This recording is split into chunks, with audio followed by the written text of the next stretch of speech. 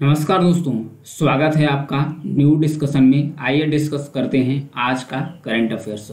Supreme court का सुस्वागतम portal है, इसके बारे में जानेंगे। प्लस उसके बाद केरला सरकार में हाल ही में अतिथि पोर्टल जारी किया है, इसकी क्या विशेषताएं हैं इसके बारे में जानेंगे। प्लस उसके बाद जायद तलवार से एक्सरसाइज होने वाली नेवी एक्सरसाइज जो यूएई के दुबई में होने वाली है, उसमें भारत की जो आईएनएस विशाखापत्तनम और आईएनएस त्रिकंद पार्टिसिपेट करेंगी, तो इसके बारे में जानेंगे। तो आइए न्यूज को स्टार्ट करते हैं। तो सबसे पहले न्यूज है सुस्वागतम पोर्टल के बारे में जानेंगे। सुप्रीम कोर्ट द्वारा इसे जारी किया गया है सुस्वागतम पोर्टल। यह एक ऑनलाइन प्लेटफॉर्म है, प्लेटफॉर्म है जो सुप्रीम कोर्ट में इंटर करने के लिए, प्रवेश करने के लिए ई पास जारी करता है। ई पास यानी इलेक्ट्रॉनिक पास जारी करता है। इस पर चाहे उपभोक्ता, चाहे आगंतुक हो, चाहे अधिवक्ता हो, चाहे प्रशिक्षु हो, मतलब कोई भी अगर कोई ट्रेनिंग भी लेने जा रहा है सुप्रीम कोर्ट में, या कोई भी सुप्रीम कोर्ट की जो कार्रवाई है उसमें भाग लेना चाह रहा है, कोई भी व्यक्ति हो इसमें जो सुप्रीम कोर्ट की किसी भी गतिविधि में पार्टिसिपेट करना चाह रहा हो, चाहे वो वकील के तौर पर चाहे किसी भी तौर पर, तो उसे इसमें भाग लेने के लिए सुस्वागतम पोर्टल पर अपना ऑनलाइन पंजीकरण कराना होगा। ऑनलाइन पंजीकरण कराने के माध्यम से उसे एक ई पास मिलेगा। इसके सहायता से वो सुप्रीम कोर्ट में आसानी से इंटर कर सकता है। नेक्स्ट अतिथि पोर्टल है। अतिथि पोर्टल है, ये केरला सरकार द्वारा जारी किया गया है। क्यों जारी किया गया है इसके बारे में जानेंगे। ये केरला सरकार द्वारा एक पोर्टल लॉन्च किया गया है जिसका उद्देश्य यही है कि जो प्रवासी श्रमिक हैं, केरल के अंतर्गत जो प्रवासी श्रमिक आते हैं उनका ऑनलाइन पंजीकरण करना, ताकि जैसे कि कुछ घटना केरल में घटी थी कि प्रवासियों द्वारा कुछ जो माइनर गर्ल्स थी, मतलब कि जो अवयस्क गर्ल थी, उनका यौन शोषण किया गया। तो ये अपराध देखने को मिला था। प्लस उसके बाद जो ठेकेदार हैं प्रवासियों को ले आते हैं, प्लस जो प्रवासी श्रमिक हैं उनका शोषण भी करते हैं। तो इन सब सारे चीज़ों से बचने के लिए, उनका पहचान करने के लिए एक विशिष्ट पहचान प्रणाली शुरू की गई है। इस पोर्टल पर उनका ऑनलाइन पंजीकरण कराया जाएगा, अतिथि पोर्टल। इस पर चाहे नियोक्ता हो, चाहे कंपनी का मालिक हो, चाहे ठेकेदार हो, चाहे श्रमिक, सब लोग इस पर अपने आप को पंजीकृत कराएंगे। तो ये जो अतिथि पोर्टल है ये किसके द्वारा लॉन्च किया गया है? केरल सरकार के द्वारा। किस लिए, तो ये आप बता सकते हैं। जायद तलवार एक्सरसाइज है, इसके बारे में जानेंगे। ये एक्सरसाइज हाल ही में होने वाली है यूएई यानी कि यूनाइटेड अरब अमीरात, यानी संयुक्त अरब अमीरात में होगी। संयुक्त अरब अमीरात के दुबई में एक्सरसाइज है, नेवी एक्सरसाइज है जिसका नाम है जायद तलवार। तो जायद तलवार में भारत की जो आईएनएस विशाखापत्तनम है, ये इसमें पार्टिसिपेट करेगी। उसके साथ साथ ये जो भारत के आईएनएस त्रिकंद है। तो ध्यान रखिएगा, इस जो नेवी शिप है इसका नाम भी पूछ सकता है, आईएनएस विशाखापत्तनम और आईएनएस त्रिकंद। तीनों जो जायद तलवार नेवी एक्सरसाइज भारत और यूएई के बीच में हो रहा है उसमें ये पार्टिसिपेट करेंगे।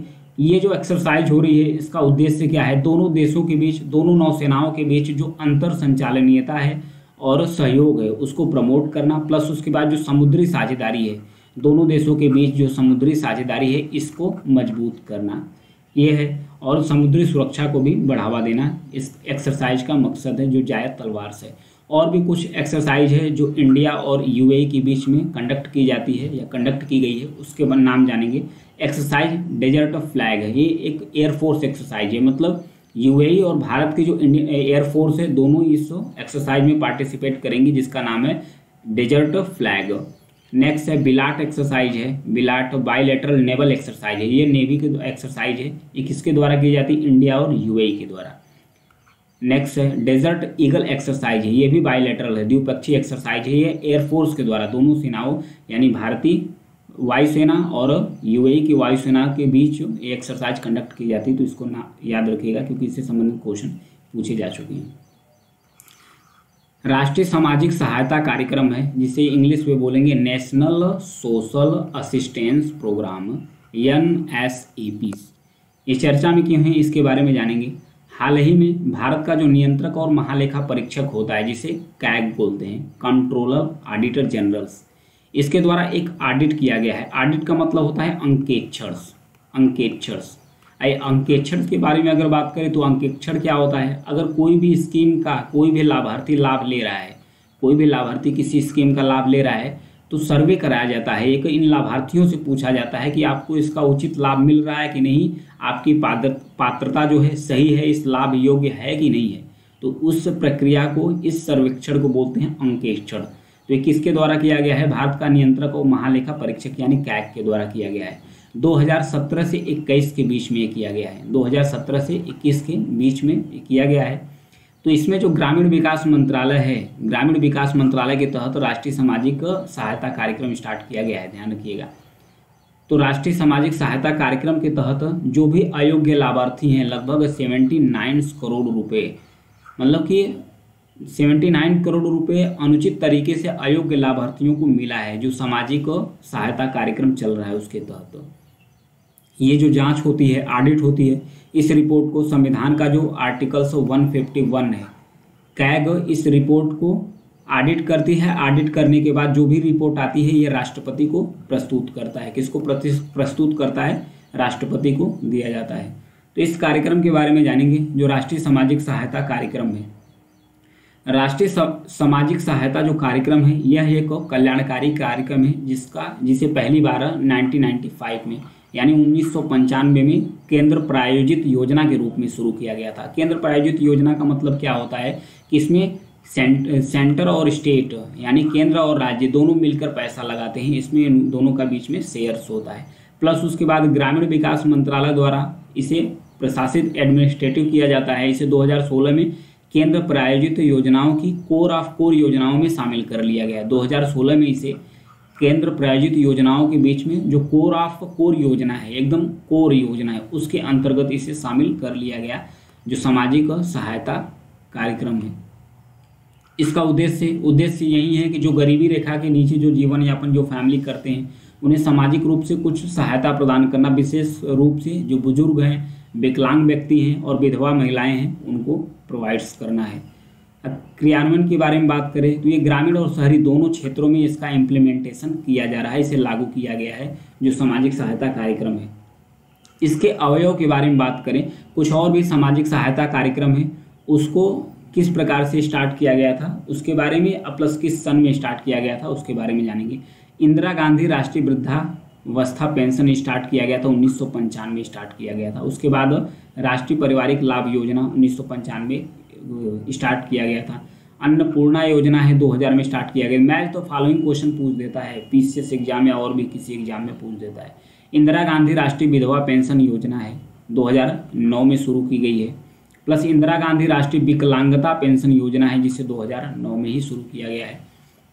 अगर इसके संवैधानिक आधार के बारे में बात करें तो किस आधार पर सामाजिक सहायता दी जाती है, तो वहीं संविधान का जो आर्टिकल्स 41 है, यानी कि जो अनुच्छेद 41 है, यह राज्य को अपनी आर्थिक क्षमता के अनुसार यह निर्देश देता है कि आप अपने आर्थिक क्षमता के अनुसार, चाहे बेरोजगार व्यक्ति हो, चाहे बुढ़ापा से पीड़ित बुढ़ापा का सफ़र कर रहा व्यक्ति हो, चाहे बीमारी का सफ़र कर रहा हो, चाहे विकलांगता हो, चाहे विधवापन हो, किसी प्रकार से अगर व्यक्ति सफ़र कर रहा है तो उसका आप सामाजिक तौर पर कुछ न कुछ हेल्प कर सकते हैं या उसे एक मुफ्त राशि प्रोवाइड्स करा सकते हैं।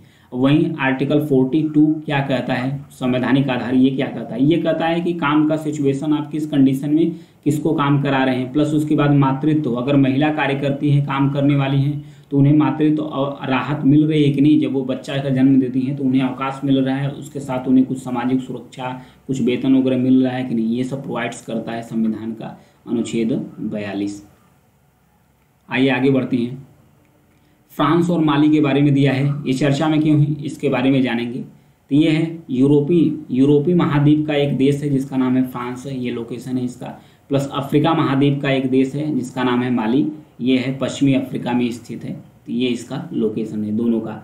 तो दोनों एक दूसरे नागरिक हैं, माली का नागरिक और प्लस फ्रांस के नागरिक, दोनों ही देश वीज़ा को कैंसिल कर दिया है। मतलब कि न माली का नागरिक फ्रांस जा सकता है, न फ्रांस का नागरिक माली जा सकता है। तो ये क्यों, ये इतना विवाद दोनों के बीच में क्यों बढ़ता चला गया, इसके पृष्ठभूमि के बारे में जानेंगे। यहाँ पर 2020 के पहले 2020 के पहले माली में फ्रांस समर्थित सरकार चलती थी। फ्रांस समर्थित सरकार चलती थी, फ्रांस के अनुसार ये अपना काम प्रक्रिया करती है। तो फिर उसके बाद एक सैन्य गुट था कहाँ, माली के अंतर्गत, जिसका नाम था जुंटा। इस जुंटा ग्रुप ने जो जुंटा सैन्य ग्रुप है, इसने तख्ता पलट कर दिया यहाँ पर। ये जो वहाँ पर संवैधानिक तरीके से सरकार चल रही थी फ्रांस समर्थित माली के अंतर्गत, उसे तख्ता पलट करके 2020 में जो सैन्य ग्रुप है वहाँ का, जो सैन्य है वो जुंटा ग्रुप, वो यहाँ पर कैप्चर कर लिया, यानी कब्जा कर लिया माली देश पर। तो जब माली पर कब्जा कर लिया जुंटा ग्रुप का, तब से फ्रांस और माली के बीच में लगातार विवादित होता चला जा रहा है, क्योंकि माली प्लस अभी हाल ही में जो नाइजर था, यहाँ पर भी फ्रांस समर्थित सरकार थी, तो यहाँ पर भी तख्ता पलट हुआ है, यहाँ पर भी सैन्य सरकार लागू हो गई है। प्लस नीचे बुर्किना फासो था, वहाँ पर भी सैन्य तख्ता पलट हुआ है। ये तीनों ही देश फ्रांस का उपनिवेश रह चुका है, यानी फ्रांस का गुलाम रह चुका है ये तीनों ही देश। तो अभी जो फ्रांस समर्थित जो भी सरकार है, उसको पलट कर यहाँ पर सैन्य शासन लागू हो गए हैं, तो इसलिए दोनों देशों के बीच में तनाव लगातार बढ़ता चला जा रहा है। अगर माली के लोकेशन के बारे में बात करें तो इसके यह माली अफ्रीका महाद्वीप का 8वां सबसे बड़ा देश है। ये अफ्रीका महाद्वीप का 8वां सबसे बड़ा देश है। देश के अगर उत्तर में बात करें तो उत्तर में इसके नाइजीरिया नहीं, अल्जीरिया है। प्लस उसके बाद इसके पूर्व में बात करें तो यहाँ पर देखिए नाइजर है। प्लस उसके बाद दक्षिण में बात करें तो बुर्किना फासो है। प्लस उसके बाद आइवरी डी कोस्ट है। प्लस उसके बाद इसके पश्चिम में बात करें तो पश्चिम में इसके गिनी है, ये है गिनी। प्लस इसके बाद ये है सेनेगल्स, ये कंट्री है इसके अगल बगल। यह एक स्थलबद्ध देश है, यानी कि लैंडलॉक कंट्री है जो माली है। माली एक लैंडलॉक कंट्री है। तो ये था इसके बारे में। आगे बढ़ेंगे, अगली न्यूज है इंडोनेशिया के बारे में दिया है, एक आचे प्रांत के बारे में दिया है जिसे आसेह प्रांत बोलते हैं इंडोनेशिया का। ये चर्चा में क्यों है? यहीं पर इंडोनेशिया के आसे प्रांत में अधिकारियों ने एक आदेश जारी किया है। आदेश में क्या कहा है कि कोई भी अविवाहित महिला पुरुष हो तो वो एक वाहन पर बैठकर नहीं जा सकते, या बस में भी बैठकर एक साथ सफ़र नहीं कर सकते, और जो सार्वजनिक स्थान है वहाँ पर भी एक साथ नहीं रह सकते। महिला पुरुष अलग अलग स्थान पर रहेंगे, वो साथ नहीं रह सकते। ये इस्लामी कानून को कड़ाई से पालन करने वाला आदेश जारी किया गया है इंडोनेशिया के आसे प्रांत में। तो इसलिए चर्चा में आ गया लोकेशन। यहीं पर है मलक्का स्टेट, जो साउथ चाइना सी को इंडियन ओशन से कनेक्ट करता है। तो ये था इसके बारे में। आगे बढ़ेंगे, हवाईयन द्वीप के बारे में दिया है। ये चर्चा में क्यों है इसके बारे में जानेंगे। सबसे पहले तो इसकी लोकेशन की बात करें तो इसकी लोकेशन कहाँ है? प्रशांत महासागर में। ध्यान रखिएगा, सबसे पहले तो एक क्वेश्चन यही बन जाएगा कि जो हवाईयन आइलैंड्स है इसका लोकेशन कहाँ है? तो प्रशांत महासागर में ये स्थित है, उत्तरी प्रशांत महासागर में स्थित है। ये तो चर्चा में क्यों आ गया है? ये छोटे छोटे कई सारे द्वीपों से मिलकर हवाईयन द्वीप बना है। हवाईयन एक बड़ा द्वीप बना है प्रशांत महासागर के अंतर्गत। उसका एक छोटा सा द्वीप है जिसका नाम है मवाईस। यह है मवाई द्वीप। यहाँ पर जंगल में आग लग गई है। आग लगने के कारण यहाँ पर जितने बहुत सारे घरों का विनाश हो गया है, जलकर राख हो गई है। प्लस उसके साथ साथ बहुत सारे लोगों की मृत्यु हो गई। तो इसलिए चर्चा में मवाई आइलैंड्स आ गया है, जो हवाईयन द्वीप का ही एक पार्ट है।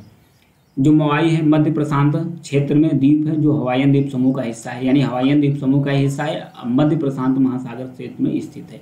अगर हवाईयन द्वीप की बात करें तो उत्तरी प्रशांत महासागरों में 8 प्रमुख ज्वालामुखी द्वीपों, 8 प्रमुख जो ज्वालामुखी द्वीप है वो कई सारे एटॉल्स और छोटे छोटे द्वीप समूहों का एक समूह है, जो दक्षिण में हवाईयन द्वीप से लेकर इसका सबसे बड़ा जो हवाईयन द्वीप समूह है, इसका सबसे बड़ा जो आइलैंड्स है यह है हवाईयन द्वीप। हवाई द्वीप सबसे बड़ा आइलैंड्स है इसका। तो इससे लेकर दक्षिण में हवाईयन द्वीप से लेकर अगर उत्तर में बात करें तो जो कवाई है, जो कवाई एटॉल है, यहाँ तक फैला है हवाईयन द्वीप समूह। हवाईयन द्वीप समूह अलग है, हवाईयन द्वीप अलग है। हवाईयन द्वीप जो सबसे बड़ा है यहाँ पर आइलैंड्स है हवाईयन द्वीप समूह के अंतर्गत। अगर इसकी दूरी की बात करें तो क्योवाई एटॉल से लेकर फिर उसके बाद जो हवाईयन द्वीप है इस तक 1500 मील तक फैला हुआ है। कितने मील तक फैला है? 1500 मील तक फैला हुआ है। ये जो प्रशांत महासागरीय प्लेट है इसके मध्य में स्थित है। प्लस उसके बाद जब गर्म गलित मैग्मा का उद्गार हुआ प्रशांत महासागर प्लेट के भीतर से, उसी समय इसका निर्माण हुआ है जो हवाईयन द्वीप समूह है। तो गर्म गलित मैग्मा से इसका निर्माण हुआ है। तो ये था हवाईयन द्वीप समूह के बारे में, चर्चा में क्या था उसके बारे में। यदि जानकारी पसंद आए, न्यूज़ ठीक लगे आपको, तो प्लीज़ चैनल को सब्सक्राइब कीजिएगा, लाइक और शेयर भी करते रहिए। Thank you.